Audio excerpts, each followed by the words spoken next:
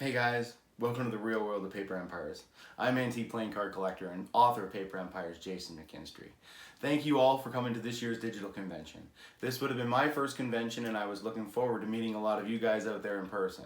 But I suppose if this was any other year, we would be giving this lecture to you guys in the conference hall to only a few of you, so I guess you could say that this new format's given us speakers a unique opportunity to reach out to all of you, whoever you are, wherever you are, in this new and digital way, and that's pretty cool.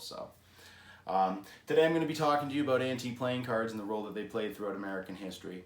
I'll start by saying that this is an incredible story and it touches on almost everything that you can imagine. It's taken many years and many generations to allow me to bring the story to you. For the last 40 years, the most prominent names in our community have been researching antique and vintage playing cards and basically establishing order in our world. Many people have dedicated their lives to the study of these tiny treasures behind me here. My role in all this has been to add the literal history that surrounds our playing card makers. In other words, to tell the incredible story about how this early playing card industry happened and to introduce the world to these men, businesses, and families. Basically, I write the biographies of the playing card makers, as you guys all know. But how did I become able to study the history of these pioneering businessmen? Well, basically by collecting all these playing cards that you see behind me right here. That put me in a pretty good place to fully understand what these companies meant and how important they were to American history. But the cards themselves, they were only a part of the story. The dynamic nature of the country through those early years and the sheer immensity of the early industry are another. But for me, the heart of the story lies in the lives of the individuals, the companies, their families, their struggles, and their triumphs. That's what the story is really about for me. But before we can get started, let me ask you a question. Can you personally imagine a world where you didn't know who Henry Ford was, or Samuel Colt, or the Rockefellers, or the Winchester family? I would assume that you couldn't, and I can't really either. Why is that? Because it's in our nature to seek out the answers to these questions, to find out the truths behind the things that we love and use and the things that we find are important to us. Imagine my surprise when I found out that no one in the regular world knew who the early playing card makers were. To me, it was a world basically where nobody knew who Henry Ford was. What happened there? Was it because playing cards seemed so insignificant? Was it because something snuffed them out? Maybe it was simply because playing cards had traveled so closely with our civilization that we sort of forgot to remember about them. But in any case, in order to get you ready to learn about the playing card manufacturers, we need to go right to the first thing that captivated my mind, which is the playing cards themselves, right? As you can see here, I own more than a few decks of cards, right? But what's really in this office is a near complete telling of all the decks of cards that were offered from 1835 to 1935. This is the era that's considered the golden era of playing cards, and it was a time when the U.S. saw the biggest and the longest lasting playing card companies formed. The golden age was a century of innovation, art, invention, with breakthroughs in playing card technology happening all the time. So far my research has covered the big 7 manufacturers. These 7 manufacturers were the big engines running this economic giant. Because everybody back then owned a deck of playing cards and was replacing that deck of playing cards on a regular basis. This made playing cards really important to the financial landscape of America during those early years. L.I. Cohen, he was a pioneer in the early industry. In 1835, he invented a machine that would change playing card and printing history forever. It was called the 4-color printing press, and that new tool allowed him a massive edge against his already somewhat limited competition. You can see there wasn't many playing card makers back then. An invention like what he made could propel him ahead of the competition for many years, which was indeed the case for L.I. Cohen. And it was also true for his other family-related businesses that were spawned after him. But anyway, let's maybe move over to camera number 2 and we'll have a look at some of those playing cards over here right now. These decks do an amazing job of showcasing Cohen's printing press. Before decks like Cohen's on the right here, cards were mostly made by hand like this Krehor on the left. Krehor's cards were made using a simple printing press that would produce the base outlining, then workers would set out using stencils and brushes to apply the various colors. These brush strokes and stenciling outlines are clearly visible on this Krehor deck. This was a time-consuming and expensive process that was all but eliminated by Cohen's new machine. Now decks of cards were flying out of the factory faster and better looking than ever before, just like this L.I. Cohen deck from 1840. Cohen didn't accomplish all these high watermark goals all by himself either. He had skilled help through the many family members that he employed at both his stationery store and his playing card factory. Whether born in or married in, Cohen was instrumental in raising some of the 1850s most prominent playing card makers. Of course, Lawrence and Cohen was the future extension of L.I. Cohen's playing card company. This was run by Lewis's son, Solomon Cohen, and his business partner, John M. Lawrence, another man who was married into the family. John J. Levy got his start working with his uncle Cohen with his sister Julia before he started his own playing card company. Perhaps you're familiar with famous Wild West Pharaoh card maker Samuel Hart. He married John J. Levy's sister, whom he met while working for Cohen in New York. Eventually, Hart and Julia moved to Hart's hometown of Philadelphia and ran L.I. Cohen's business interests there before going out on his own and becoming one of the most famous playing card makers in the entire world. So, as you can see, this was quite the family effort. Throughout the 1850s and 60s, this group of makers were constantly evolving and fighting off minor upstart card companies. While this was true, another maker was looming very large in the background, casting a shadow over all of their collective success. This man was Andrew Doherty. Doherty was more or less a completely self-made man, and he rose his empire battling it out at first for supremacy in New York, then the country, and then ultimately the whole world. You see, not many manufacturers could match the artistic qualities of Andrew Doherty. His work shows why so many Americans switched over to his playing cards above all others in the 1870s and beyond. While the others were tethered to the old world in a way, Doherty was able to spread his wings and fly, much like the intricate eagles that he used on his playing cards. See this near-perfect engraving of the eagle? Far beyond what anyone else was offering in 1864. You can have a look for yourself and see the difference. It's pretty clear. Now, Samuel Hart gave Andrew Doherty the biggest run for his money out of all of his contemporaries. Hart's Pharaoh cards became forever connected to the Wild West in 1849 and throughout the period of westward expansion that immediately followed. Because Pharaoh was the game of choice to pass the time, there was plenty of cash flowing to keep these tables busy. Hart's famous linen eagles reigned supreme across this rugged and untamed landscape. Even with the popularity of those linen eagles, Hart, Levy, and Lawrence and Cohen ended up joining forces in 1873 to form the New York Consolidated Card Company. This was an important moment in playing card history because together they were able to keep Andrew Doherty at bay. But more importantly, this creative combination created some of the most beautiful decks that America had ever seen. Many of these early NYCC decks can be seen as a move in the right artistic direction. This newfound life propelled these men to victory over Andrew Doherty at the 1878 Paris Exposition. So let's talk about location for a minute. Notice anything about all these cards I've shown you so far? Most of them were made in New York. The fact is, New York housed so many of the playing card manufacturers that it became the epicenter of the entire industry. From the 1820s all the way until the 1890s, New York was simply the king. Just at a quick glance, we could have seen Caleb Bartlett, L.I. Cohen, Andrew Doherty, John J. Levy in the Union Card Manufactory, Lawrence and Cohen was there, and so were many smaller upstart companies that would come and go in this area. Now, not all cards were made in New York. Crehor and Ford were over in the Boston area, in a small town called Dorchester, Massachusetts. Samuel Hart put Philadelphia on the map and manufactured there for the better part of his career. Cincinnati first gains a reputation as home of the Longley brothers in the 1860s, and later becomes extremely well known after Russell and Morgan begin making their world-famous playing cards in 1881. It's ironic in a way because all of the circles of rivalry in New York, which were very intense, wouldn't matter in the end once the United States Playing Card Company got big enough to start eating up all of those companies one by one. It was playing card destiny, as they say, for Robert J. Morgan and Anthony O. Russell. When they arrived on the scene in late 1881, they began making waves right away. By this point in time, playing cards had already gone through 70 years of constant improvement. In other words, playing cards in 1881 basically looked identical to what we use today. All of those features were already there. What did this mean exactly? It meant that the United States Playing Card Company could focus exclusively on branding, which is also what they did the best. They branded every deck of cards in their lineup perfectly, and they also marketed those brands perfectly, slipping each one right into an area that would be eager to accept them. Let me ask you another question. Can you imagine a world without bicycle playing cards? Bicycle's a perfect example of the United States Playing Card Company's uncanny ability to tap into social consciousness and literally pull a rabbit out of a hat. The bicycle brand began in 1885, and it was in essence made to reflect America's very real fascination with actual bicycles. Starting with the high wheel bicycle, or penny farthing, which had come over from England, the high wheel bicycle was only the beginning of this fascination, because like the history of playing cards, bicycles had a period of rapid improvement and innovation as well.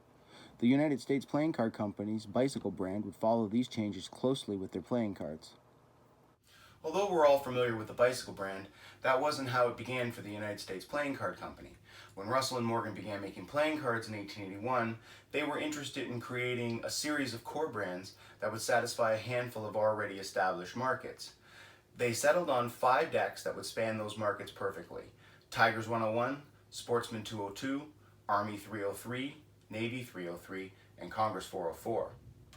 The Tigers were the lowest quality option, and they were made originally to compete with other manufacturers' steamboat decks. Of course, we know that within only a few years, the United States Playing Card Company began offering steamboat decks too. It's interesting to note that the Tigers had already gained their own popularity, and they were also kept in the fold. Sportsman cards were a step up in quality, and they would feature back styles of hunting and animal motifs. All major manufacturers at the time were producing a sporting style card, so only a natural section of the market to play into. Russell and Morgan's Army and Navy cards were an instant hit within the ranks of the military, and originally they were made as 2 separate brands that both fell under the number 303. This was changed over time, and the 2 were merged together to become an inclusive Army-Navy 303 brand. These decks were always high quality because they were subjected to the rigors of everyday life in the Army or Navy. The last official brand during the startup in 1881 was Congress 404. This was the highest quality card that the United States Playing Card Company offered, and it continued as one of the best quality cards throughout its long and illustrious history of entertaining card players across the United States. If you look at all these United States Playing Card Company decks, what do they all have in common? If you guessed that they all use the same Ace of Spades design, you guessed right. The key to success for the U.S. Playing Card Company was the fact that there was a universal look throughout the lineup.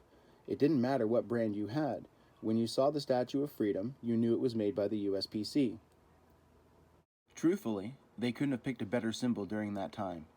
The construction of the real Statue of Freedom began in 1860 and was completed in 1863, with the final section being erected on December 2nd. Did you know that at the time of completion that there was a 35-gun salute?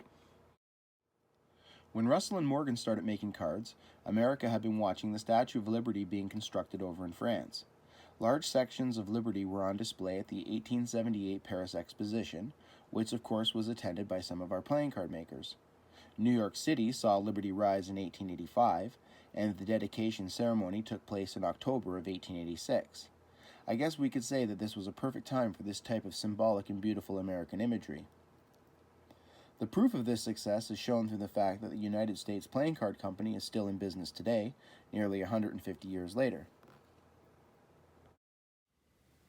Now, like I told you, my job is to tell the story of all these manufacturers.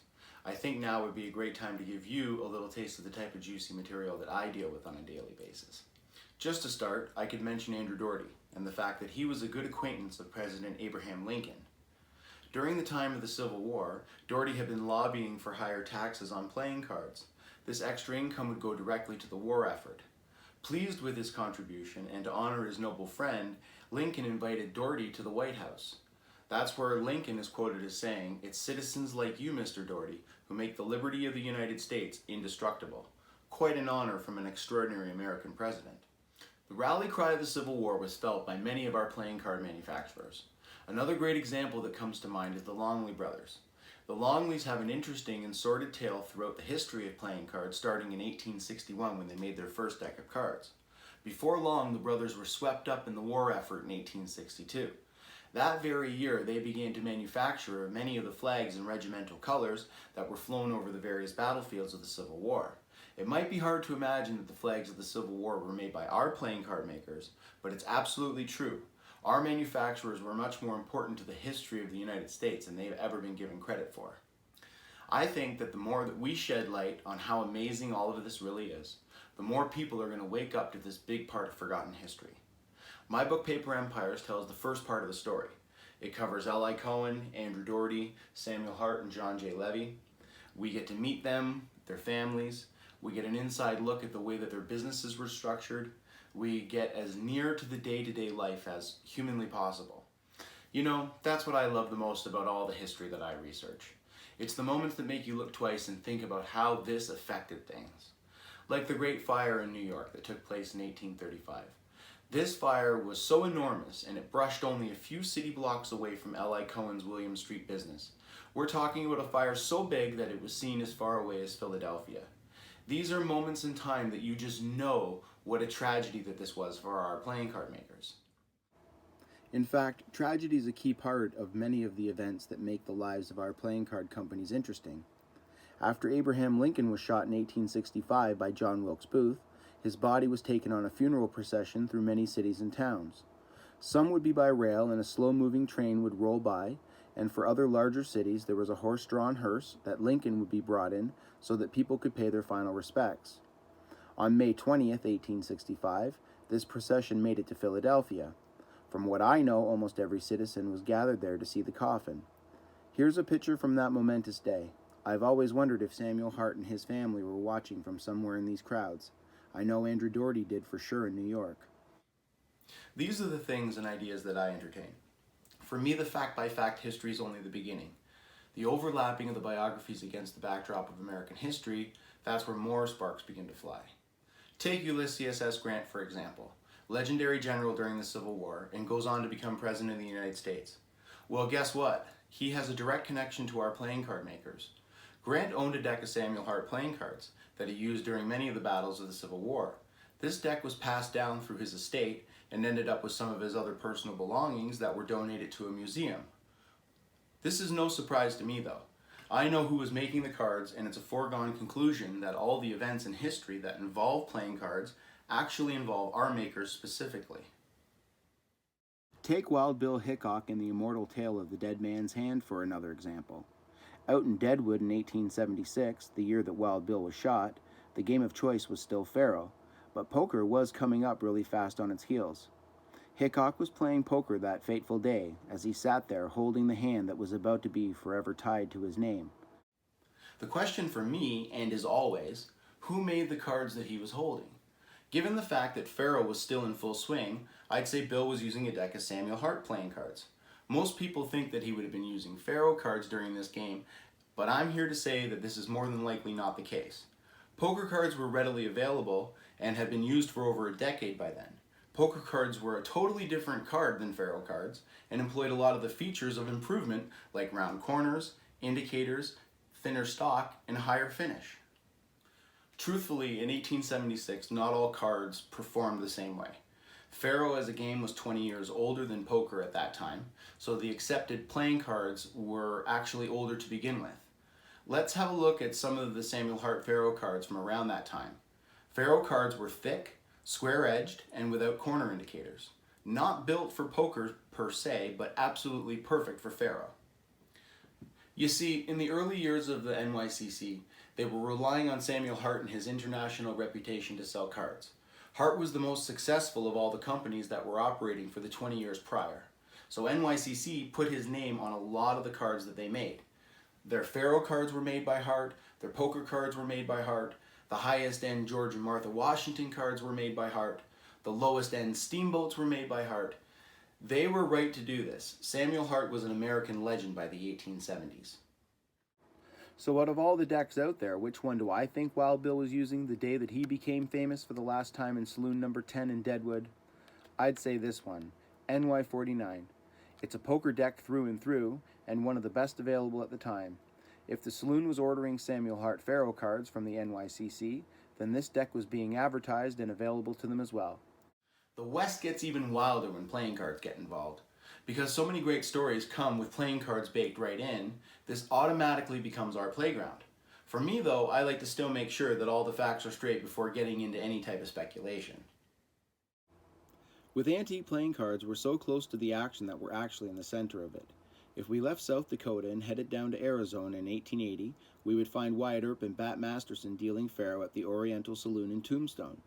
Wyatt Earp and his whole group loved to gamble, and during the early years of Tombstone, Wyatt was making a 25% take on the faro table's profits.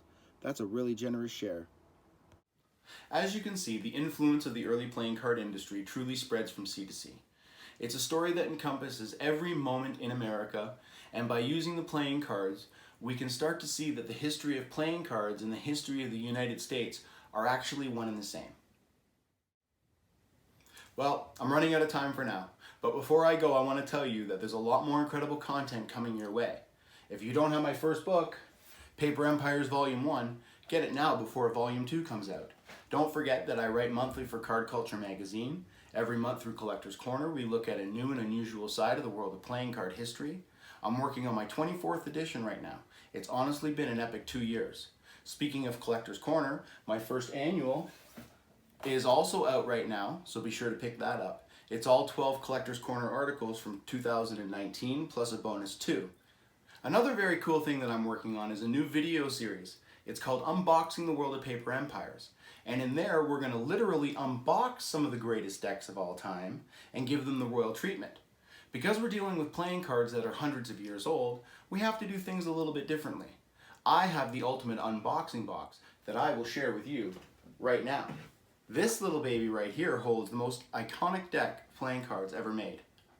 The deck that's in here is so important to American history that I simply don't have the time to talk to you about it here. Soon you'll be able to watch me open this box and reveal the secret. Join me in taking playing card history to the next level. Visit my website at worldofpaperempires.com and learn everything about the unboxing. The website is your gateway to all things Paper Empires. Hey, I'll see you guys later for now, but I'll be back for the live question and answer. But until then, thanks for hanging out with me and hearing about some of these great US stories and looking at some of these incredible playing cards. You guys are going to really love all of this.